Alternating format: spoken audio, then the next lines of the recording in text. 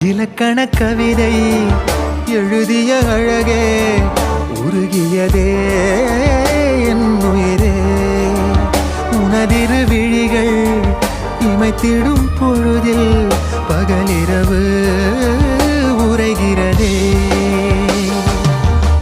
இதயம் கேட்குதே என் காற்றாக கனவாக கை வீசும் காதல் இவள் யாரோ